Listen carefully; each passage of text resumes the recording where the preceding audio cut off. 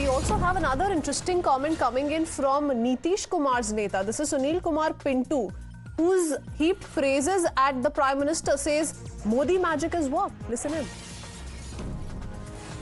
मोदी है तो मुमकिन है, आपका कहना कितना वाजिब है और आपको क्या लगता है?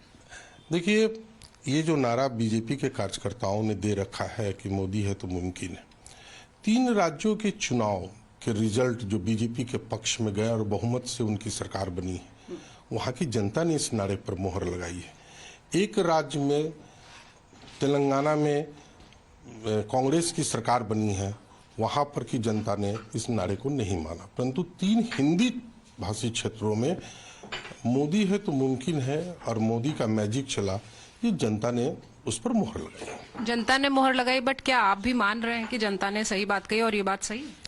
देखिए, लोकतंत्र में जनता का ही सबसे बड़ा जनादेश सभी को मानना है।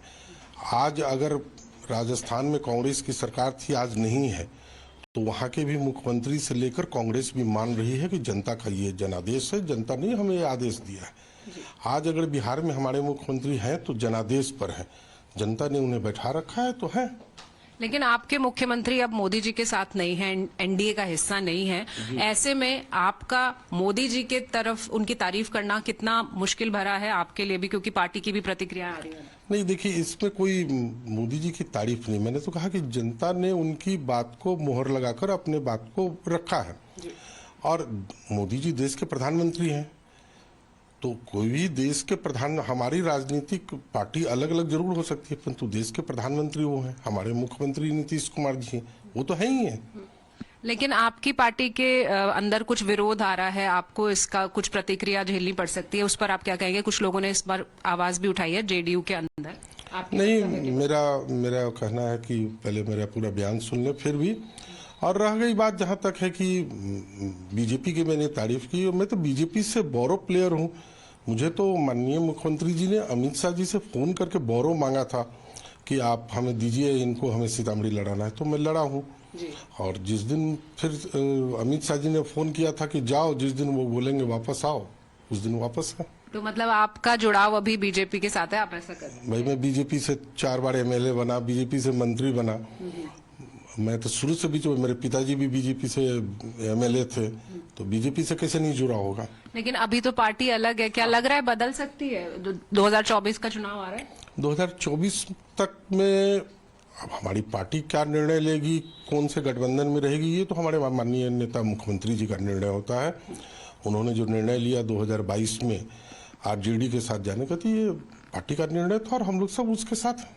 तो आप ये कह रहे हैं कि आप बीजेपी के कहने पर या अमित शाह जी के कहने पर यहाँ से चुनाव लड़े हैं, और 2024 में क्योंकि आप जेडीयू में हैं, ऐसा हो सकता है अगर एनडीए गठबंधन में शामिल नहीं होती पार्टी, तो आपका क्या स्टैंड रहेगा?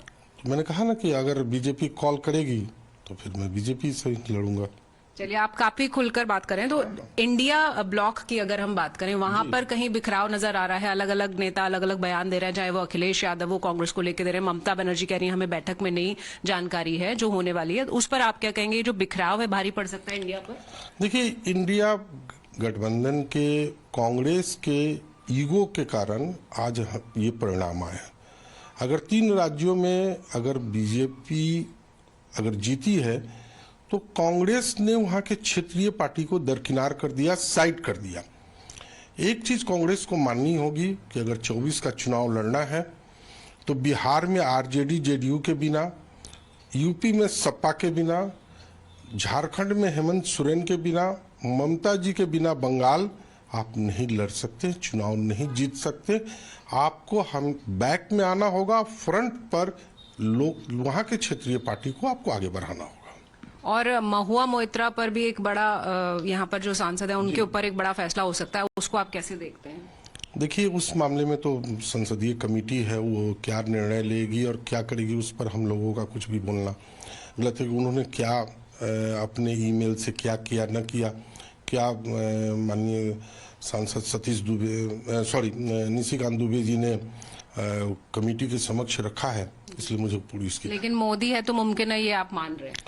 ये जनता मान रही है। मेरे एक न मानने से और आपके न मानने से क्या हो रहा है, जनता तो इसे मान रही है। और हमारे हिंदुस्तान का लोकतंत्र का यही सबसे बड़ी खूबसूरती है कि जनादेश को हर ने माना है, चाहे वो जनादेश किसी के पक्ष में गया हो, हर ने उसको स्वीकार किया है और कभी नहीं कहा है कि जनता ने हम गलत किया है।